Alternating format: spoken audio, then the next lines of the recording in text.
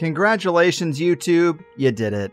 You wore me down and you sucked me back in. I have too many subscribers here just to walk away entirely, especially with no alternative that truly stacks up and so many copycat channels uploading my shows for me anyway.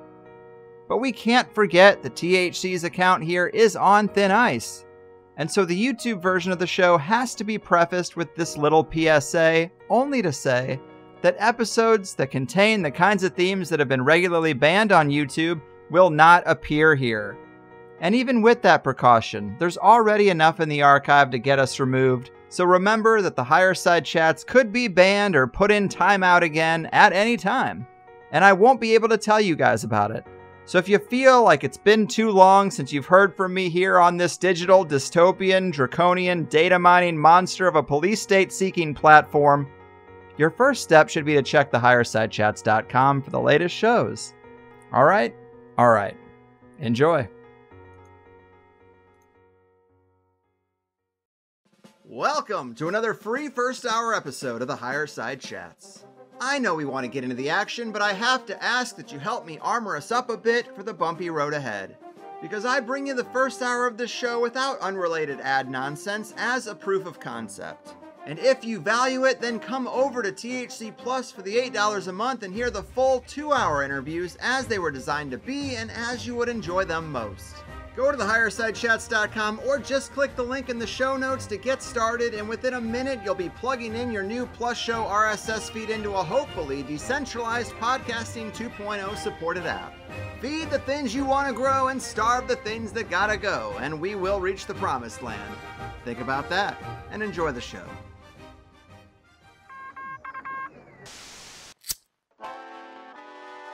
In the 1930s, President Franklin Delano Roosevelt addressed the nation through a series of radio broadcasts known as the Fireside Chats. His aim was to reassure the common man that our society would recover from its troubled times. Well, we're far from 1930, and I deal with a different kind of fire. For a new era of worldly frustration, we offer a fresh conversation.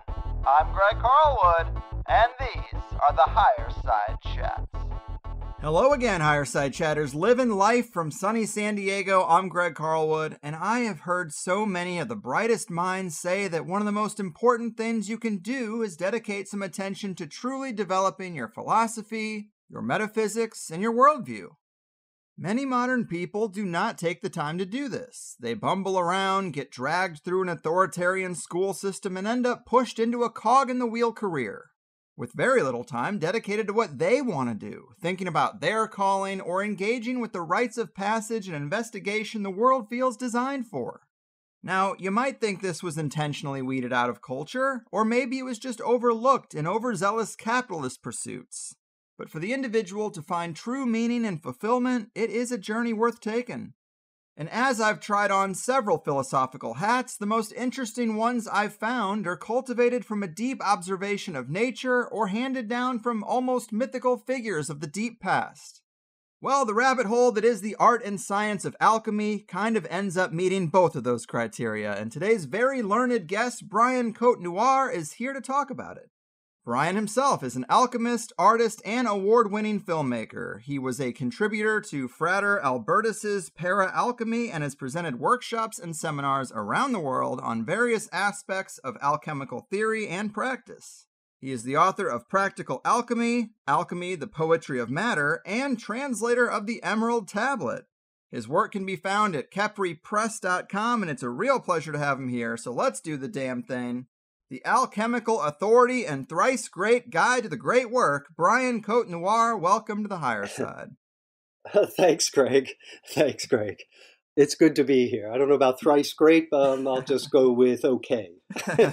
Once okay. Yes, fair enough. Yeah, great to be here. Yes, this is going to be a lot of fun. Alchemists and magic practitioners are some of my favorite guests. These folks who have just had this deep understanding of the natural world and the structure of reality, along with the engagement of strange mechanisms that are eternally baked into the reality cake, but so few people today even acknowledge. It's just really interesting stuff to specialize in today's world, and it seems like no matter how deep you go, there's always more to learn. Do you think that's fair to say? Oh, yes. Oh, yes. I mean, that's just the nature of life in general. There's always more to learn. There's always more to kind of dig into, go another layer down, and whatever it is you do, right? Yes. Yeah, which makes the irony of so many people not really going beyond the surface level that much more ironic. But your bio says you've been studying alchemy for over 45 years, and I just have so much respect for that. Why did this grab you like it did? What do you find so special about it with all the other things in the world a person could dedicate themselves to? It's an unhealthy obsession. It started actually very young, and it was just an absolute curiosity about things. The thing with alchemy, as anybody who's ever done any little bit of reading on it beyond the works of Carl Jung, is that you start to realize that as a study, it encompasses the processes of creation. And so right there, it touches on everything. It just can't help not to touch on everything. Mm-hmm. And so that was one of the things that really drew me to it as a kid, actually. I mean, I think as children, we're all very naturally curious, natural scientists in a way. And that was part of it for me. I was actually, as a kid, very interested in the sciences. Did a lot of, just as kids do, science kid stuff, right? At the same time, I really liked art, drawing, things like this, and had a certain degree of ability with it, as did the rest of my family, actually had very good ability in this. So I was always interested in the two, and it was one day I had gotten my adult library card as a lot earlier, and was just I used to go roam the stacks in the local public library, and I came across this book on alchemy. And to be very honest, as I always say, it really irritated me. And when I think back on it, I think part of that irritation is that it was about both things. It was about kind of art, and then at the same time, it seemed to be science. And then they had these incredible images, and out of irritation, I kept going back to it, and then just kept going back to it. And then I was kind of hooked. So there's a bookstore in New York City, or at the time anyway, called Weiser's Bookstores, and it's the oldest in the US, oldest occult bookstore. It closed recently, but it's online, and actually they published my book, the book we're talking about, Practical Alchemy. And I went there for the first time at about 15, 16 and saw the writings of Paracelsus. And I just thought, okay, this is the real deal. Things I was reading were more histories, and it was interesting, but I wanted to read an alchemist. And I picked a hell of a place to start. So I finally earned enough money, scrounged enough money over the next few years, and put my $35 down and got the 2 volumes. And it's like reading concrete. But I kept at it, and then just got really interested. And then started to attempt to do some replication of some experiments. And then in 76, in 74, 75, I was working at Weiser's bookstore. How could I not? And Frate Albertus published his work, The Alchemist's Handbook. And that was published in 76. So I had seen, like working at Weiser's, sort of the galley proofs of that, photocopied it quietly and snuck it out. Mm-hmm. And that's a very important work. This is a work that really pretty much, I would say there was a trend, there was a small circle, both in the US, mostly in Europe, that was practicing and doing actual plant and mineral and metal work. But this was the book that really gave it the impetus. Frate Albertus's Alchemist's Handbook. Mm-hmm. And it's all about practical alchemy. And that was it. I then really started getting very serious about it, started doing more experiments, and then went back to college after a few years, after I did my time at Weiser University, as somebody once called it, because they had a basement there. And in that basement was a collection of like just used esoteric occult books going back for whatever. It was Library of Alexandria underground. It was amazing. So people used to try to get work there just to be able to go and read. So anyhow, I went on and then just really, studied chemistry, and then just kind of went on to continue doing my own research. And then eventually, what I do with my work is I'll do concrete work on one level or another, inner work as well. And then when I feel I've come to an insight on something or something that could be, as I call it, useful, and I think of useful as I wish I had this in my hands when I was 17, when I was really getting seriously started. And so that's what I do. Periodically, I will write some things and put them out. And it's for the idea of stimulating others to continue on with this work. It's all usually very practical, even if it's inner work. And like I'm thinking right now, not so much of the Weisser's book, Practical Alchemy. The other work I do is zines, or Yes. zines. And what I do with those is I have, as I do my work and research in alchemy, you come across all these very interesting side topics that you just go, that is too cool. All right. So you start a file folder on it. Every time you come across a reference to this thing, you put it in there. And there were a few of them, like I know I will never do a deep research on it. I just don't have the time in my life. But at the same time, there's enough there that's like really interesting that maybe somebody else will go do something. So I lay out the questions, lay out the problems, provide a bibliography, some thoughts of my own, maybe what I would do with it. And that's how the zines operate. It's a major cut and paste job kind of a thing. Yes, I definitely plan to ask you about some of the content of those zines, from the golem to the homunculus, but let's lay a good alchemical base first, because that is the major topic at hand. But, when I first started learning about alchemy, I did not have a lot of patience or respect for the spiritual side of things. I wanted to hear stories of minerals being transformed and ascended masters handing over the keys to matter, the unlocking of substances that defy conventional logic, and there is all that, but it's the spirituality and philosophy that should be the scaffolding that gets a person to that other stuff. What would you say is at the heart of that spirituality or philosophy that is mostly missing from the modern world? Well, that goes right to the heart of what my research and work is about.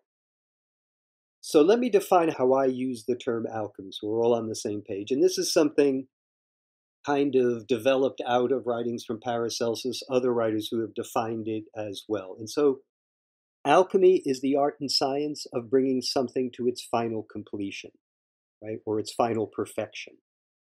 And you can break this down, right? So an art and a science, it's exactly that. It's like medicine in that way.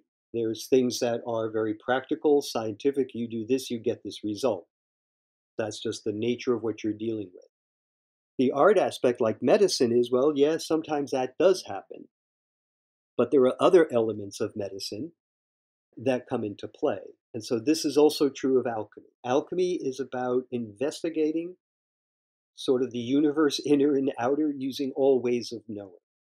It doesn't say, oh, well, we don't use intuition, we don't use logic, we just kind of go, no. All channels are open, and you try to work with all channels. This gives you a multi-perspective view of something, contradictory sometimes, perhaps, but that's the challenge, is then to resolve those contradictions in a way so that you end up with something that is close to a more, I guess, holistic image of this. So this is where it's the art and the science, right? Early alchemy, some of the earliest texts translated from the Arabic, it's exactly this. As the teacher is teaching the student, he says, pay attention to what I am using. I will name them for you, and I will show them to you so there's no mistake about what we are using. And then watch what I do, and if you do what I do, you will get what I get. Right there is the basis of science. Science has a few more things. Alchemy has a few more other things. But that attitude of dealing with the material world like that, of reproducibility, a consistency of like, if you use this and do this process, this is what happens. That's the science aspect of it. So alchemy uses all these different ways of coming to an understanding of the methods and flow of creation. Mm. Okay, so then it's this idea of bringing something. So what is that something? Traditional alchemy, when we think of it as changing lead into gold, is exactly that. Lead into gold. In the alchemical worldview, the metals were one thing, and they existed on a spectrum of imperfection to perfection. Lead being imperfect, gold being the most perfect. Nothing touches gold. Well, almost nothing touches gold. But everything touches all the other metals. They corrode, they corrupt, they turn into salt, all these things except gold. So this was the idea that lead was gold, but just in an unripe form. And if you could understand the flow and how creation worked, how nature worked, by copying that, reproducing it, you could bring the imperfect to the perfect. And then the same thing if you're speaking of, let's say, in a Judeo-Christian Islamic concept of soul and God and deity, it's a perfection of the soul, or the ascent of the soul to the one. And that alchemy is exactly that. So here's where I start to make a distinction. There's a use of spiritual alchemy that gets shaded into Jungian psychology and his use of alchemy, right? Mm-hmm. And I'm not talking about that. I want to talk about another thing that goes a little bit further back to more of a Greco-Roman approach to it, also Islamic because they drew from it, that also migrates into the West. The thing with a Jungian approach is it's absolutely correct because what it's taking as its matter and material is the human psyche, right? So since alchemy says, well, the laws of creation, how things unfold, how things flow, it's the same throughout the universe. It's just a question of scale, scope, matter, material, but all those laws hold. So what Jung did is he discovered that, but he applied it to the human psyche for healing, right? And this is wonderful. But that's not the full picture of alchemy, and it's not the full picture of an inner alchemy, okay? So let me back up here, and I'd like to unfold that a little bit, or unpack that a little bit. How it was seen in sort of a Greco-Roman context where the material work actually activates a sort of an inner sensibility, right, of this. And the way it was expressed that and through the ideas of geometry, actually. The Greco-Roman philosophical practices, geometry was a purification process. It was a process that would purify your inner eye. And it's true because if you do external geometry, after a point, you don't need to do it. You can see it with your inner eye. And that's what they're talking about. They're talking about how do you activate that inner vision that we all are born with. And this is what it says in some of the Neoplatonic texts. It says, here you have this vision that people seldom use, but we all have. And it's a question of developing it. So the way they would do this, and you'll see where the parallel is with alchemy in a moment, but I want to use this as a very clear-cut example because it's something we all know, having gone through high school. And you kind of wonder, why didn't they teach geometry this way? But what it does is you move that material practice from the outside, right? Compass, straight edge, all these kind of things, triangle. Geometry comes in the measurement of the earth, comes from surveying. This idea of surveying the land in Egypt is where geometry arises from. But then there becomes an inner practice as these forms, triangles, squares, circles, are abstracted and we can see these in our heads, right? And this is the other thing about geometrical objects, is that they have this odd dual reality, being not real, but very concrete. They only do certain things or won't do other things, right? If I say equilateral triangle to you, the only variation in anybody's mind is going to be size. But if you have nothing to compare it to, they're pretty much all the same size anyway. Mm-hmm. So it's a very concrete object, right? Mm-hmm. So once you start to do, say, geometric problems, you're able to do it in your head. Now, the thing that happens, and this is also out of the Greco-Roman tradition, known as a dream incubation, as you would, for medicine, if someone sick would go into a temple, pray to the god, ask the god a question, sleep, the god would appear in the dream with an oracle and answer a cure or something. So this was used, and if you read alchemical texts, Greco-Roman ones, they'll talk about this. Repeating a process, saying these things, I went to sleep, and in my dream I saw. And this is the process. So what starts to happen is, and we all know this, right? Because we all have had this experience. What you work on during the day shows up in your dreams. So now what happens is, this is the third stage that happens, right? You've now moved the geometry from the outer world into the inner, right? Where you're imagining it in your head. The next thing that starts to happen is these things start to show up in your dreams. And that's where it gets interesting, because then there's a whole nother world that starts to open up that's not just problem solving the geometric problem. Other characters show up that start indicating different things. This is the type of process that they're talking about. This is how the practical brings about the inner, but they both feed each other. So alchemy, in the Greco-Roman sense, was working on these material processes. And if you read the formulas, they're actually doable. And you will go through the stages they describe.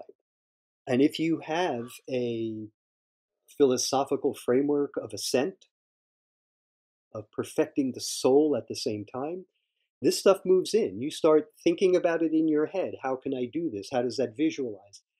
And then it starts to show up in the dreams.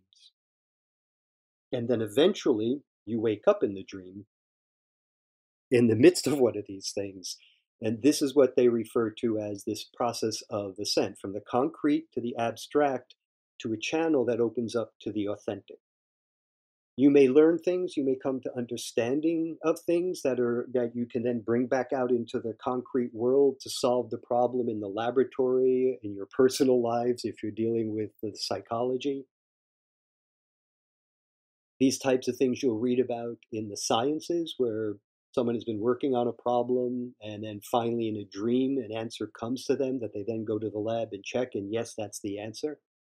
It's not like this comes out of nowhere. You've been prepping, right? You've been feeding the mind. And then we're starting to use that inner sight that we have all been given, I think, as Plotinus, Neoplatonic philosopher, said. Mm. And you'll find these, where you find the inner work mentioned is, if you read an alchemical text, Greco-Roman, Arabic, Islamic, they won't give you the practices there, but they'll refer to them as an understood thing. For instance, in the Corpus Hermeticum, this is the writings of Hermes Trismegistus, dealing with the ascent, the soul, all these other things. He is the author of the Emerald Tablet, one of the key texts, 13 lines of poetry that is the key text of alchemy. So within the Corpus Hermeticum, you will find the inner practices, right? Mm-hmm. You'll find the inner practices written. In the alchemical texts, they'll just allude to them with the one line. But if you know what that one line is, you know what the rest they're talking about. So I don't have the book here to pull right out of thing, but let me see if I can remember part of what it is. In the Corpus Hermeticum, Hermes, or the deity, the one, is teaching Tot, the sun. And there's this dialogue, and he's like, what happens? Do I have things that are lethal to my soul, essentially, is what the gist of the question is. How do I get out of this mess I'm in? Mm-hmm. And Hermes answers to him, there are 12 fatalities. And the way you deal with this is you calm your body, you silence the mind, and he goes through these steps. And this is really, like Buddhist meditation, essentially, is what he's going through, right? Turn the senses inward, silence, stop, slow down, turn inward, listen to that voice that you could hardly hear but you yearn to, this type of thing. And then in the alchemical text, there's a dialogue between Zosimos and his partner, Theosebia, where they're talking about an alchemical problem. And she's asking me, it's like, well, how do I use this tincture? What happens with this? And he goes, well, follow the 12. And right before that, there's a quote from Hermes, and afterwards, so you know what this is embedded in, because, well, they're Hermetists, so this is who they're referencing. So this is where you'll find it. You won't find like an alchemical text that will say, well, sit down, do this, do that, do that. And you won't even find it so explicitly in the Hermetic or the Gnostic texts, although you will find it referred to or described in a way, like I just did. So that's basically how this whole material spiritual thing interacts. It's more theurgic in that sense, where you use matter as a support for the ascent of the soul. Where the Neoplatonists were doing external rituals, creating statues, opening up channels between the statues and the soul, animating it with the spirit of the god. That's alchemy. Because really, Iamblichus is a Neoplatonic philosopher, wrote On the Mysteries, and it's a polemic explaining the necessity for the use of matter. Why we do ritual, why we do talismans, why we make statues. And there's a whole section in there where he talks about calling the soul or the spirit of the god into the statue. And what's really interesting is, and as it goes on towards the end of the work, he goes, well, of course, the gods never descend to us. We ascend to them. And then in another work by another Neoplatonist, he goes, well, by statue, we're talking about the geometry of the inner soul. And so we're following proportions as we build that statue. So they're talking of the inner statue that's being built, but you will make an outer statue because it's a prop. Interesting. Kind of like cathedral making, too. No, not kind of. Exactly. That is exactly what the process is. It's like iconography. If you go to an icon studio, an actual icon studio attached to an Orthodox Christian church, you will hear the same speech, that using this matter, using this thing to depict these stories, you are activating those stories in yourself, because an icon is a mirror that shows the state of the icon writer, but it's also a window of what you're trying to achieve in your spiritual life, and what you end up making, well, shows you the difference. But this is that idea. It's like you're working externally, and which is why also in terms of the icons and the whole iconoclastic controversy in the 8th century was, are these idols or are these props, channels like prayer or something, but more material, something for our minds to rest on, not that we're worshiping them, but opening up a channel to the divine. Wow. And this is alchemy in its inner sense and outer sense. And this is what gets missed, right? Because we take, and again, I'm not putting this down, the Jungian writings on it have become so strong that becomes the understanding of what alchemy is. And he's absolutely right. That's the thing. It's like, why? It's like, oh, you're down on... No, I'm not. He's one of my heroes. I mean, he's a psychonaut, right? If you've ever taken a look or read the Red Book, this is somebody, right? Victorian. And this is the kind of thing you have to remember. Victorian mind, right? On the edge, right? No tradition of this really. This guy's about to have, he's having breakdowns, he's cutting through, and he keeps on pushing. Yeah. Comes back with this fuller vision of things and a different understanding of the psyche, and then structures it around, the stories we tell surrounding alchemy. And this is a very useful framework, because alchemy claims that it's describing the creation of the universe. Right. So just to kind of round this out into like a very contemporary, easygoing practice, because alchemy deals with any aspect of creation, you don't actually have to do laboratory alchemy to do this process. As long as you're doing a creative act or a creative process according to alchemy, you're engaging in those laws. And if you're engaging in those laws, they can also be used to turn to the inward and the outward unification, this kind of thing, as an inner-outer thing. So one can read and study certain alchemical texts and get quite a bit out of them for one's own work. And it's not saying, oh, well, this is that, and it's not a one-to-one correspondence, but you'll start to understand the processes of creation that can enhance and deepen your own practice, especially if you're using the creation as a practice for inner ascent, right? If you have a spiritual practice. Mm-hmm. You could use martial arts for this, as they do, right? Deep meditation, but physical. This is where I feel my work is to kind of bring this aspect out. And the Practical Alchemy, the book that we're purportedly talking about, um, is the first stage of this. This is the outside. This is the concrete. This gets us all on the same page for some basic theory, the basic outline, where you can find some of the contacts for the inner work, but then a very simple, practical, fundamental, here's what you do to get started. Start with herbs. Here's how you can work. You can make this tincture. It has these benefits. And then the second book is more about this material I was just talking about. But you can't get to that one. I mean, you can. You could read the second book, Alchemy, the Poetry of Matter. It's a standalone, and you could be an absolute beginner and read it. But these two are part of a larger project I'm calling Alchemy, Poetry of Matter. And it deals with the concrete, the abstract, and the authentic. So concrete and abstract are done. I'm working on the third. I'm working on the third now. So, well, I really love this stuff, and I like that part where you mention alchemy, the poetry of matter. It's a good analogy. As you said, a poet takes words from a dictionary and arranges them into something more, much as an alchemist does with matter.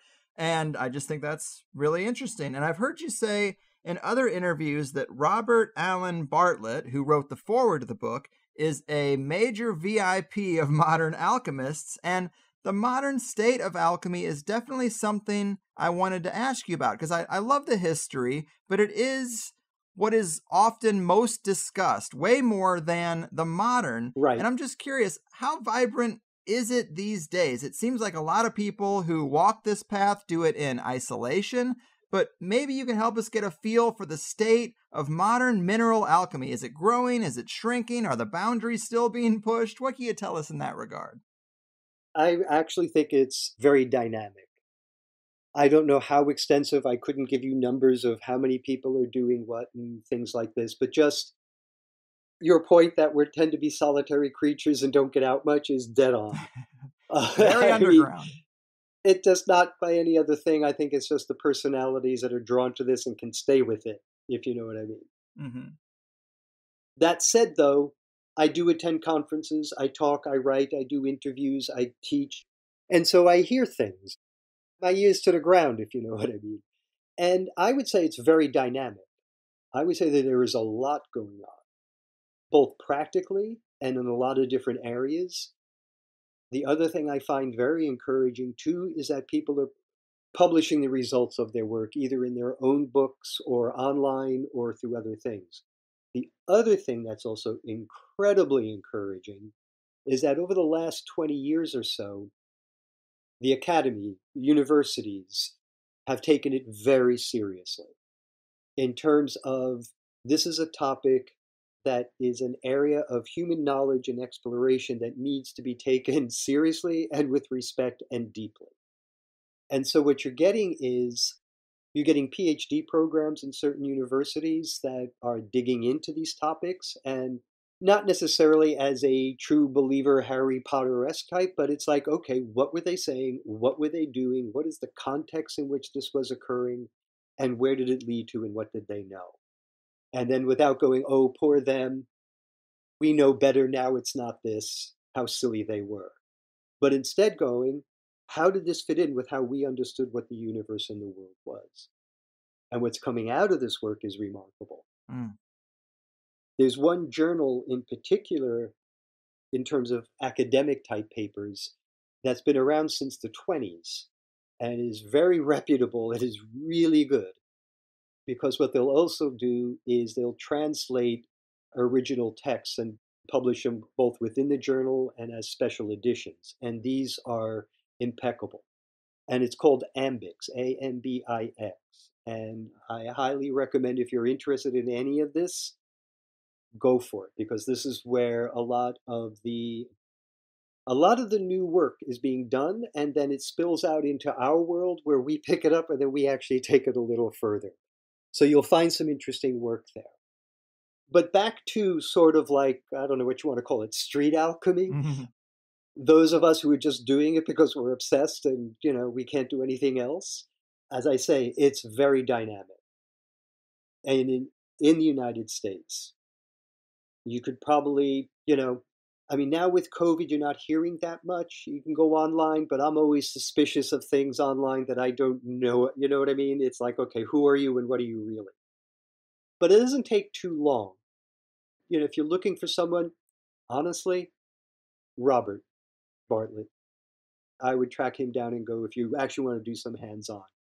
In Europe, I would say in Europe, it's where it's kind of had mostly an unbroken tradition, and I would say mostly in the herbal medicinal work. And this is coming out of Rudolf Steiner Yeah. and Alexander von Bernis. Right? Alexander von Bernis is a contemporary German alchemist, died in the 60s or 70s, did most of his writing in the 30s, and wrote this thing on alchemy and medicine.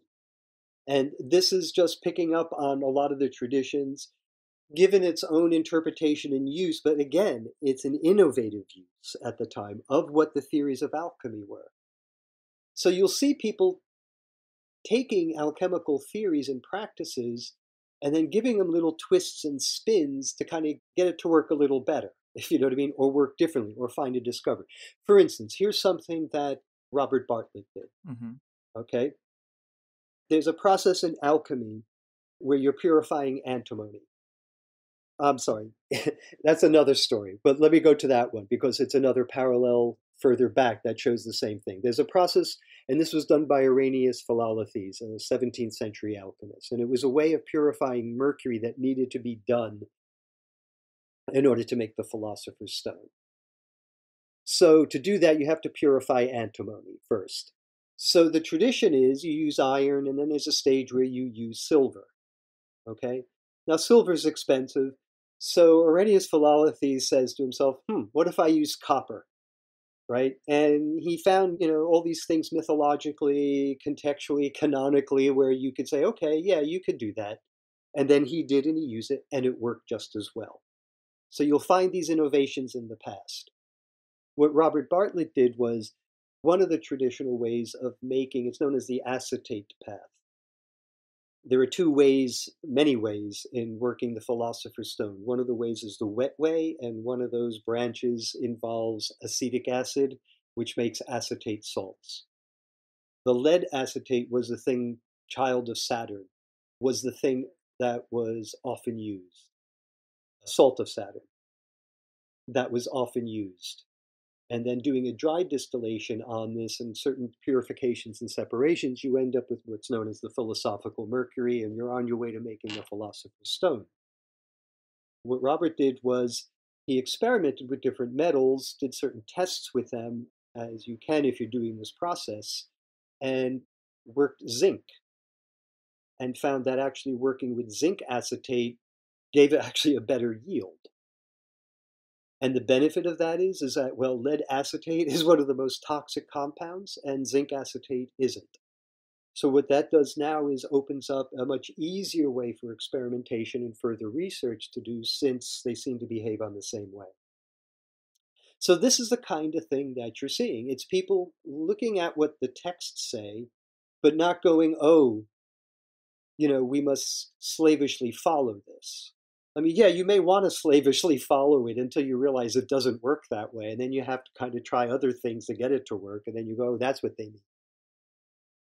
But at the same time, it's very dynamic. I don't know if there are any ongoing organizations now like there used to be. In the 70s, Frate Albertus had his Paracelsus Research Society that actually would have hands-on classes out in Utah. I don't know of any ongoing ones. If anyone was interested, like say in Germany, you should look, and this is a continuation of von Bernis's work. It's a laboratory called Soluna, and it's in Germany. And I believe it's still up and operative, and it's been around since von Bernis set it up, and you can get alchemical products. I think you can even maybe study with them, I'm not sure. But they would also be if folks were interested in kind of branching out further. And then the other thing, really, go to the big old imperial cities, sit in the strange cafes and listen. And I tell you, you will hear things. And then don't be afraid to ask. I am not kidding you. In Rome, I was just sitting, and then you overhear this one conversation. You start talking to somebody, and it's like, so you've been working on this for 30 years, really? Right over here? Oh, interesting. I do this. In Prague, same thing. It's just if you just are out there listening, sooner or later you'll hear somebody, and they may be peripheral, they may not be deep in, but don't be afraid to talk. Get off your phone, stop looking at the screens, eye to eye. That's where it's happening. Yes, I like it. And as you say, it can be tough to separate the truth from the fantasy, especially online sometimes. But I Yes. am always curious how far this stuff can be taken. And this is something I bring up pretty much anytime we're talking about alchemy. I hope the audience doesn't get annoyed by me constantly referencing this, but I've seen this clip of an alchemist named Don Nance hold up a vial of a red liquid he called dragon's blood, which he says is a very pure liquid gold. That's the purest thing he'd ever created, most concentrated, I should say. And he says that he gave just a few drops of the top water to a woman who then couldn't stop manifesting what was in her mind for several months, which of course can be a dangerous thing because the mind's tough to control. And I'm just curious what you think about that and any real connection between purified substances, effects on our consciousness, and what the upper limits are to what's actually possible with these really refined substances, mainly liquid gold. Quite honestly, I mean, I have no idea. I hear things like this and I go, okay, here's the thing. In alchemy, there's a phrase that eventually got kind of established around the 17th century, and it's a Latin phrase, per igneum, right? And which means by fire or through fire. And the idea is if you go through this alchemical process and you actually make gold, or you should be able to put it through the fire. In other words, you should be able to test this every which way, left, right, up, down, sideways, and backwards. And it should always do what it claims to be done. This is, by the way, is what they also say before taking on a teacher, is that you should study them for 12 years, their morality, how they are, how they do. Is that who you want to be like, right? So this is the same idea. I don't know. Someone shows me something I don't know. Who are they? You know, I'm a filmmaker, right? Mm-hmm. I mean, sure. You know what I mean? Okay, sure. Why not? Right. The upper limit on it to me is, okay, fine, if this is real concretely, in other words, this isn't just a psychological psychic state that is being induced through a hyper placebo effect, which you cannot discount, right? Where someone is anticipating this thing, and then all of a sudden, in the next few weeks, because of this, psychic impact, they decide to get all their bullshit that they've been stopping themselves from doing out of their way and just let themselves live. And then all of a sudden, all these things that should have been happening, that they've been keeping from happening, is now happening, right? Many ways you can start to talk about this, but if what this is being said is that this compound taken induced this effect in this biological organism, then that should be reproducible. Yeah. Right? So show me. This is where it comes to, because this type of thing, Isaac Newton was put in charge of the mint, right, in England, because he knew all the tricks of how to make something really, really look like gold, right? I would say the vast, vast majority of the prohibitions against alchemy are because of counterfeiting. The burning of the books by Diocletian was because of the fact that they were afraid that this would be used and the currencies would get corrupted. Because if you ever read the phrase, and it's only a partial that usually gets translated about burn the books on these things, but then it goes ahead, but preserve the precious ones that deal with the philosophy kind of a thing, like real alchemy, not this other stuff that's going to show you how to, kind of corrupt metals to make them look like gold. So that, for one, there's this constant awareness that there's a lot that can be done, that someone not knowing necessarily what they're looking at, to an audience that is wanting to believe, they will see. And I'm not, again, show me. And this is where it comes down to. You're going to make a claim, to me, you have to demonstrate it. If not, then I can say anything. Yeah, that's absolutely true. And then what does that do? I don't know. It's entertaining, but I ain't got time for that shit. I Yeah. only got a few more years on this planet, and I got shit to do.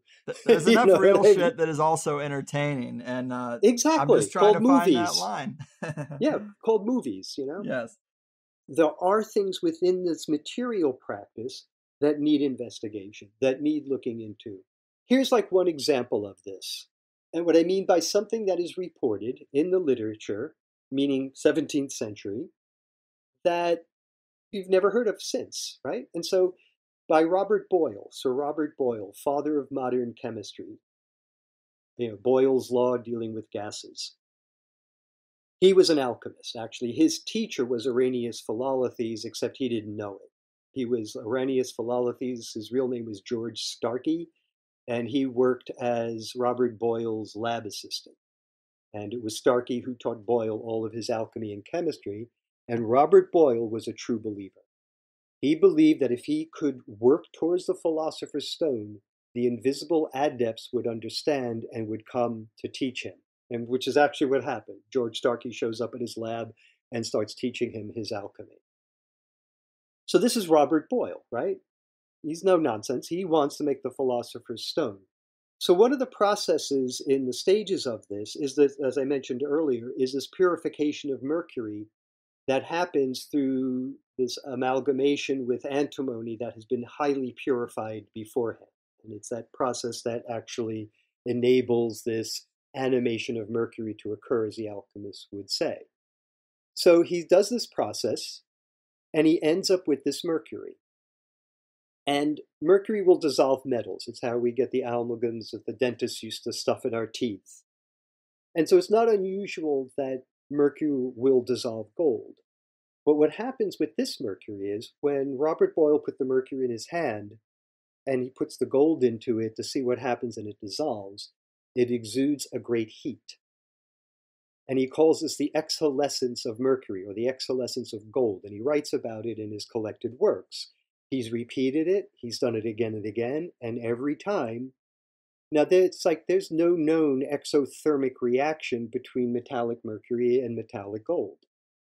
So what's going on here? Now, that's something in my mind it's like should be investigated, right? And I believe this is part of the process that's going on in some of the universities, re-examining the alchemical works of Newton and the alchemical works of Boyle. But the idea that you're going to make a material that will change lead by melting lead, adding this powder to it, that will instantaneously change that lead into gold, and it's gold as we define gold, right? I don't think so. Again, you're going to have to show me. It's just like, okay, look at how we understand what gold is, right? Protons, neutrons, electrons. There's a whole deficiency or surplus of things, and we all know what happens with that, right? Great releases of energy and or not, but that doesn't happen. And I'm not saying, I'm just saying, show me. Right. You're open to it, but it needs to be Oh, shown. yeah. Why am I let me put it this way. The gold thing, the sparkly bits, things like that, isn't the main reason why what interested me in alchemy. It wasn't like, it was more understanding, wanting to get to what is this middle space that we occupy between the two infinities, right? The infinity of the small and the infinity of the large. Yes, and that actually gets to the heart of another question I had for you. But in the book, you write, the quest to turn lead into gold had many motivations. For some, it was a quest for wealth, but for others, it was a demonstration of profound insights into nature. Right. And I am interested in that later part. What has this pursuit taught you about nature and the structure of this mysterious reality we find ourselves in? You say in the book, nature is your true book, study it well, and I like that. Yeah, Also, that's an old traditional alchemical statement. I'm just kind of paraphrasing it in my own words. But yes, that's exactly it. In other words, observe and think. Observe and consider what is really in front of you, what is really going on. I mean, this comes right down to just contemporary, you can get into this with cognitive psychology and perception studies. Do you think you see the world as it really is? No, that's impossible. right? Just a physiology of the human eye itself narrows the electromagnetic spectrum down to nanometers, right? And how wide is the electromagnetic spectrum? Right? So you're only seeing a slice. So this is what I'm saying. Already we're filtered. Already we're limited. But here we are in between. This is what alchemy is. It's an ascent through descent. And you'll find this concept in most mystical traditions. Dante, right? He descends into hell before he ascends into the heavens. And this is what alchemy does. By studying matter, by understanding the creation, you are actually descending with your mind. You're penetrating into the depths of matter. And you're wanting to understand how this creation unfolds. And then if you do, you study the other side, cosmology, which actually does get down into the tiny as well as the large. You realize that all of this existence is just a very thin foam that we put together in our mind. Mm-hmm. And so you have eternities on both sides of this foam. That's what fascinated me. This is where I was as a kid. This is what I was kind of feeling like there's something more. I used to ask where I went at night, right? I can remember it's like, 5, 6 years old asking my mom, like, where do I go at night? And she's like, what? You go to sleep. I said, no. I know I go to sleep, but where do I go? And so what I would try to do then is stay up at night to see where I went. But I started lucid dreaming. That's one of the techniques of lucid dreaming. And I'll tell you, it tripped me out. Because I realized, as I started going deeper and deeper into this, there is no I. You know what I mean? It's reconstructed every morning. And it was like, whoa, man, that's like spooky shit. Yeah, I like that. I like that. And another thing that I found interesting is that more of this book is about alchemical medicine than I might have thought at first. An example would be a quote from Antoine Joseph Pernety, where he says that alchemy is a science and art of making a fermentive powder which transmutes the imperfect metals into gold and which is a useful remedy for all the natural illnesses of man, animal, and of plants. Well, that's very interesting and a big, bold claim. Yeah. And I am of the opinion that Big Pharma and Rockefeller medicine have done a lot to suppress natural cures, herbology, and this sort of stuff by capturing the schools and teaching aspiring minds that all of that was superstition and bullshit. But what can be said about alchemy, spagyrics, and their effectiveness as a medicinal practice overall?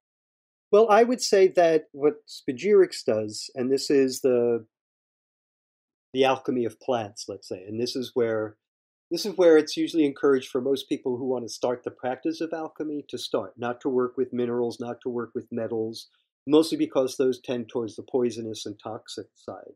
Not to say there aren't any toxic and poisonous plants either, but there's more friendly things you can work with, right? Like rosemary, lavender, etc., etc.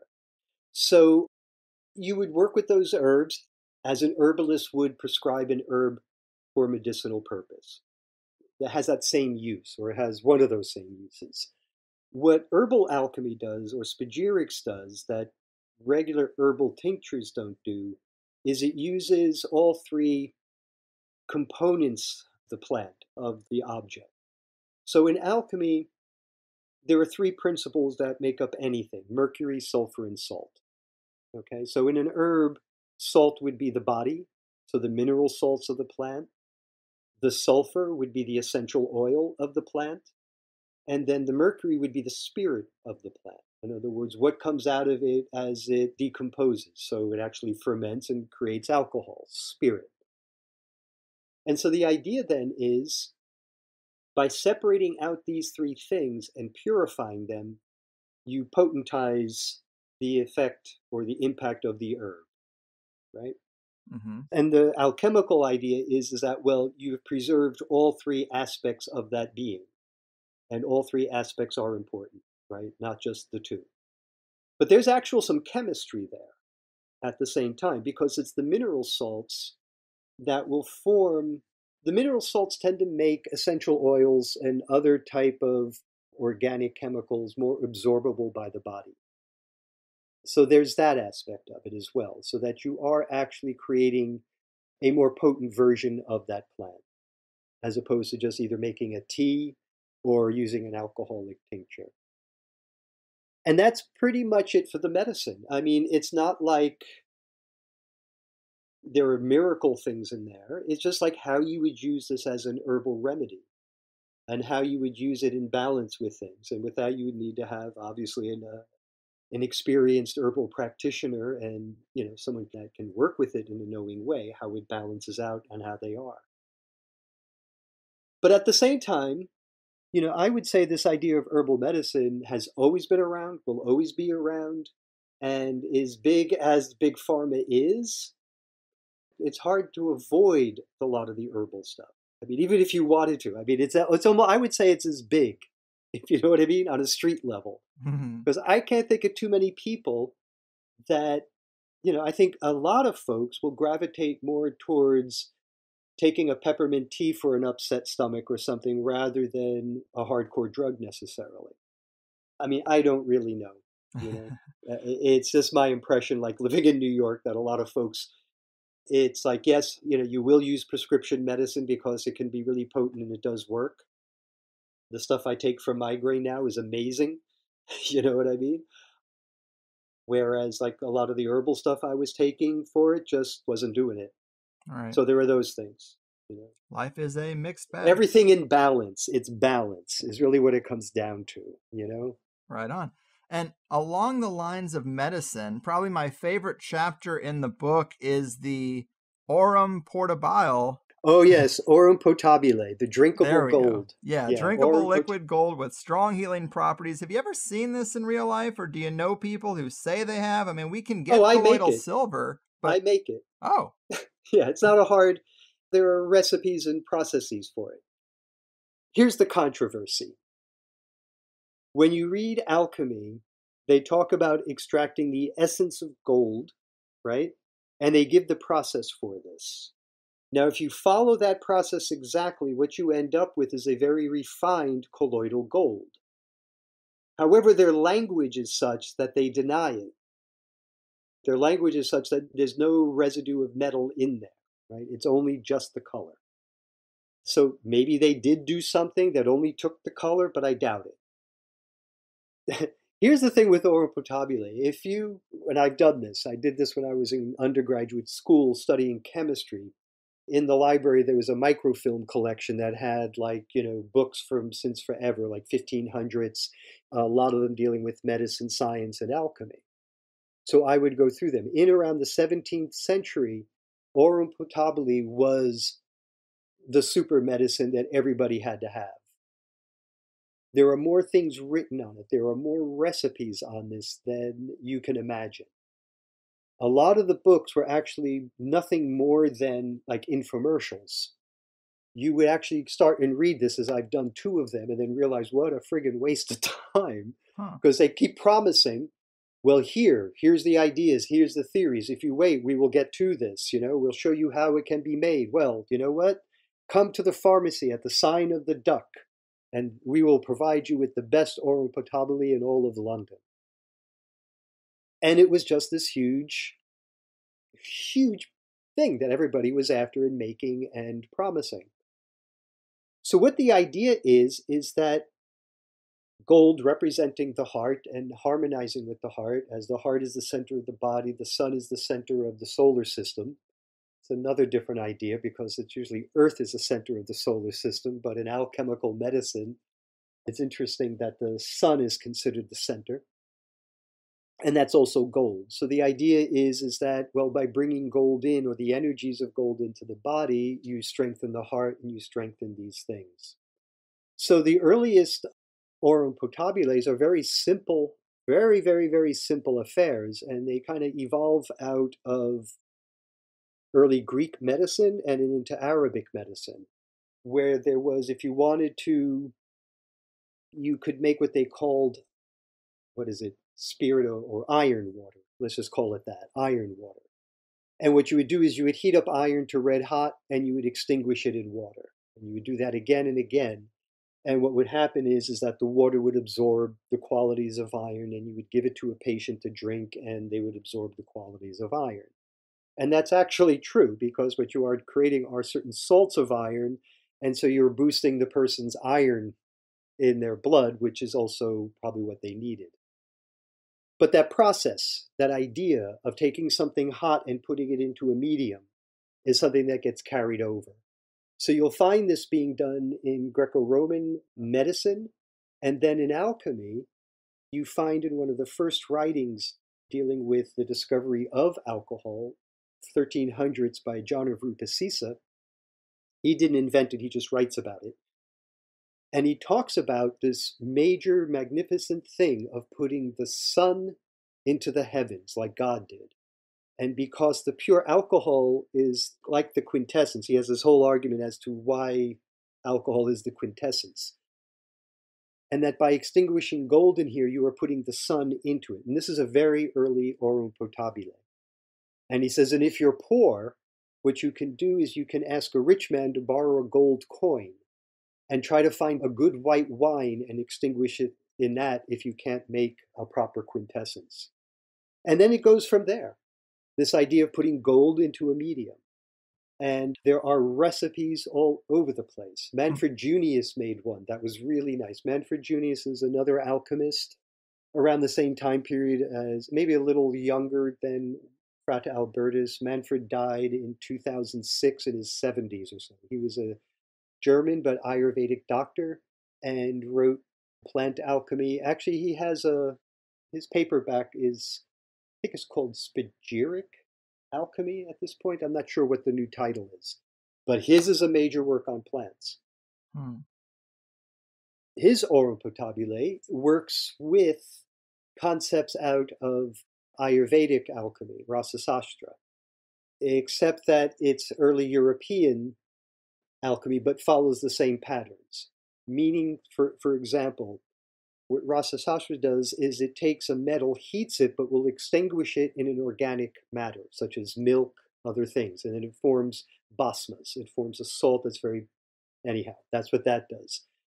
There are recipes out of the 17th century by an alchemist, German alchemist, and he uses cinnamon and gold. And cinnamon is, if you're familiar with affinities and things like that, cinnamon and gold are ruled by the sun. And so Manfred made this really beautiful Orum Potibile following this recipe. So that's really what it is. It's trying to find ways of getting gold into a solution that could be absorbed by the body. Right? And then not just by the physical body, by your soul, so to speak, as well. Right. Very, very interesting. I like that breakdown. Man, well, this has been a lot of fun. And as we're winding down here, talk to us about some of your purchasable works for people who are interested, the books, the zines, the website. What are you working on next? What should people know? Oh, sure. Well, if you're interested in the book we've just mostly been talking about, Practical Alchemy, Weisser's publication, I don't have copies of it yet to sell through my website, but I would say order it through your bookstore. Right? I'm a big fan. They played very important roles in my mystical upbringing, are physical bookstores. These are places we congregate and get together. So if you can support them and order it through your local bookstore. That said, I would go directly to the publisher, Red Wheel Weisser. And if you just go Practical Alchemy, the book will show up and you'll see Red Wheel Weisser. As you notice, I'm not encouraging the Amazon, but if you must, you must, because we all live where we live and do what we must do. So that's the Practical Alchemy. All of my other work is available through my website. For those listening in Europe, Treadwell's bookstore in London sells my work, the Alchemy, Poetry of Matter, and the zines. If you're in Canada, Anathema Publishers actually distributes my work in Canada, the zines, the Poetry of Matter, and these things. So the book, Practical Alchemy, was, say, part one. Alchemy, Poetry of Matter is actually the next book there, and that's available through my website. All my zines are available through the website, and that website is KhepriPress.com, and that's KHEPRI, Press, Press, all one word, KhepriPress.com. And at the bottom of the homepage is a sign-up thing for my mailing list because I give talks. I will be giving a talk on Splendor Solis, one of the most magnificent alchemical manuscripts. I'm giving a 4-part course on that through a place called Morbid Anatomy Library. So if you go to them or sign up on my mailing list, I will be sending out announcements for that course and other things that I'm doing. The next work, I have a book I just finished, and I'm supposed to be getting that to the publisher, but due to COVID, things have been delayed, and we're kind of working out some details on it. But one way or another, that will be out in a year. And then I'm working on this other larger piece dealing with music that will be musical. And that's in a very early stage of building. This is where the zine on alchemy and music started. This is part of like the foundational research roots I'm building. And then from there, I'm taking off and trying to create something. So if anybody's interested, take a look at Alchemy and Music, the zine, and you'll see what I'm up to. I lay out very specific ideas in there in terms of the impact on the body and how this can be considered, and then how that might be used for a music of ascent. So that's actually what I'm working on next. Nice. And then the other one is with a friend of mine who you may want to interview at some point once this is done. Okay. It's a graphic memoir of the early days of magic in New York City in the 1970s as the OTO and other things were getting off the ground. And he was kind of in the middle of it. Anyhow, it's been kind of fun, but that's another story for another time. Yeah. Does that have a title yet? Right now we have a working title. It's just called 1978 because that's the year of the event.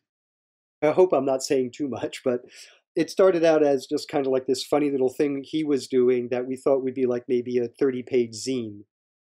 But as I kept asking him questions about, so what were they doing? It just kept opening up. And it's like, well, that's got to be a scene. And then right now we're like 150 pages, 200 pages or something. But we'll see where it goes. Yeah, I love it. Keep me posted on that. Yeah. Oh, I definitely will. This has just been, it's just been a hoot. That's all I have to say. Seems like you got so many things going on. A Brian of many trades. Yes. Well, it's all relates to this one focus of, of what the alchemical process is all about. Mm-hmm.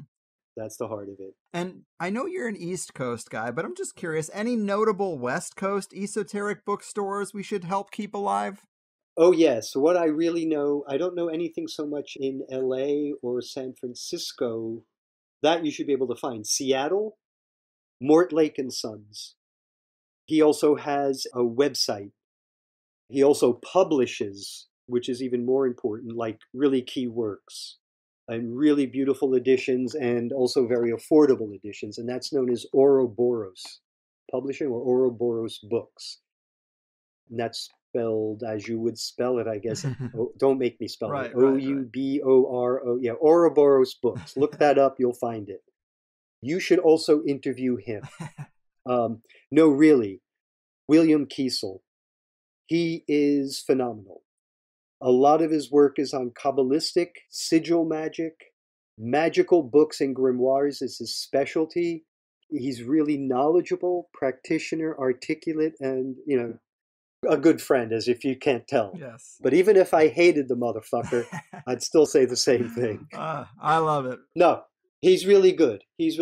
I think your audience would dig him. Yes. Well, just like one book opens the next, every interview I do ends up with 3 or 4 more guests I should follow up on. So I got work to do. But this has been a true pleasure, man. I'm really impressed with the depth of your knowledge, and I appreciate the sharing of all this insight that you've gathered over the years. You are the man, and do take care out there. Thanks so much. I've had a lot of fun. So hope to catch you in the crossroads. Yes. Amazing stuff. Really enjoyed this one. Loved reading the book. A nice, quick alchemical overview with some detailed, practical first steps for those who want to dip their toes in. For me, practical alchemy is kind of like trying to learn guitar now at 36. It's not really going to work out. I have a lot of respect for people who have developed that skill, but I think the time has passed for me to be able to start down such a complex path requiring so much dedication, because a lot more time and focus is needed than I probably have at this point. which is why it's so important to make sure kids develop skills between 5 and 15, because after 15, they're getting into high school drama, getting ready to drive. But between 5 and 15, no kid has anything to do but develop a talent. Art, music, chef skills, alchemy, I guess. They're just sitting around the house with all the time in the world. Don't let them waste it all on some stupid iPad. Sorry. But yes, alchemy is a never-ending well of interesting content. And what I like most about it these days is probably the philosophy and worldview of the alchemists, because they're certainly closer to the real deal than the materialists. I also love the general idea of watching nature and letting it guide your processes, your technology, all that kind of stuff. And I don't know if matter is truly as pliable as they insinuate in some of the old texts, but we really wouldn't know because we just don't try anymore. I also do like the idea of an underground alchemical revival. Maybe we're contributing to that now. But big thanks to Brian. He really knows a lot about this stuff. It takes years of dedication, and he obviously has a passion for it too. And higher side news, we did it! After 10 long years, we had a local meetup, and it went really well. There were some strange and suboptimal aspects to it, but overall it was great.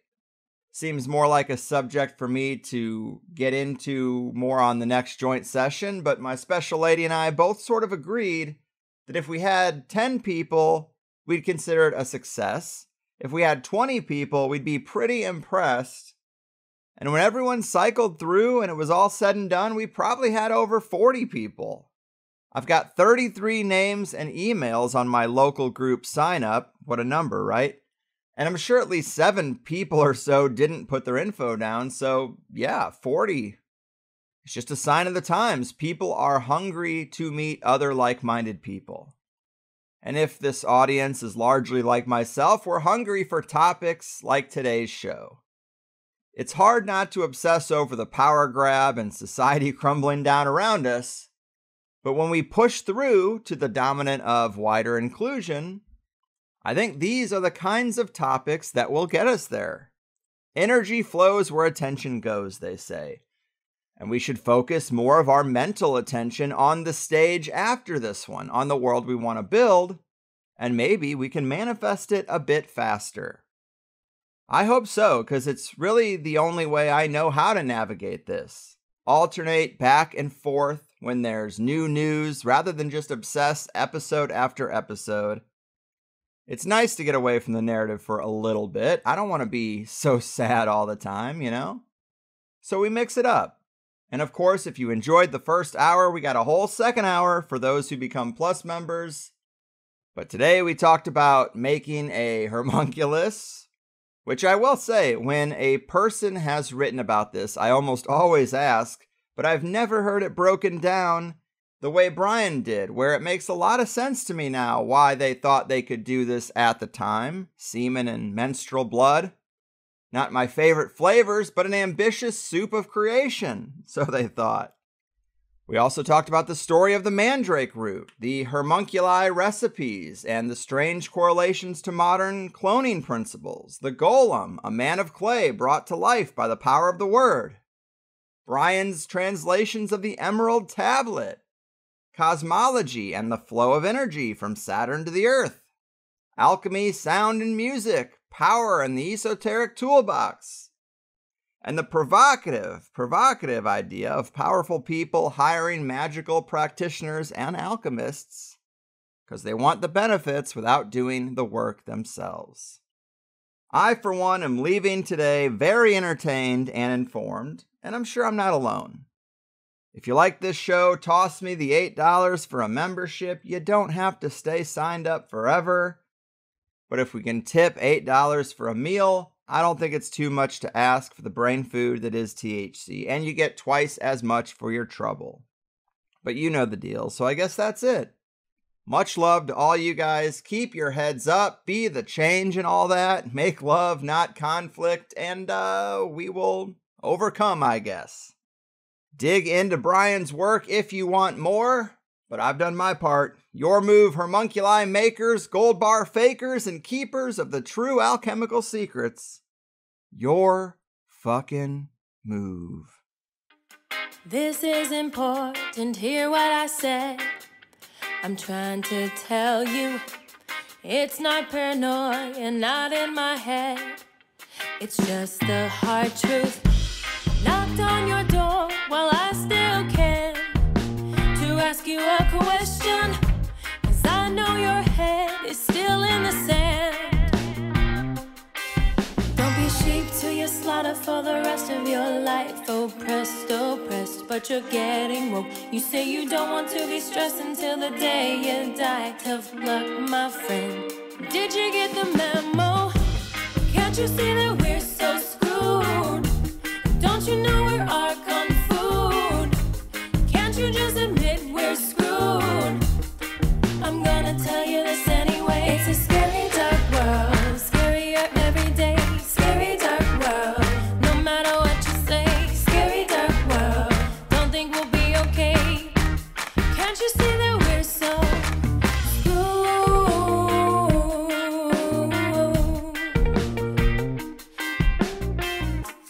You sit and wish, but we don't have a choice. It seems we're stuck here, but you can find gnosis, drown out the noise. Now use that altar and up your magic game and listen to THC, you know.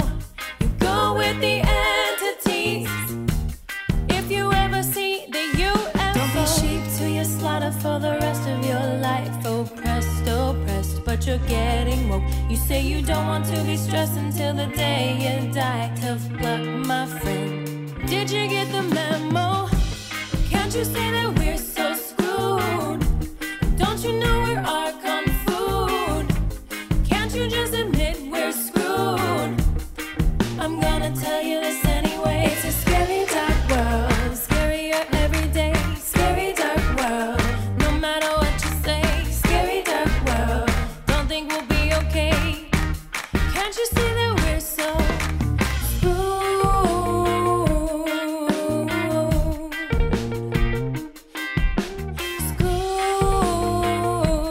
yeah.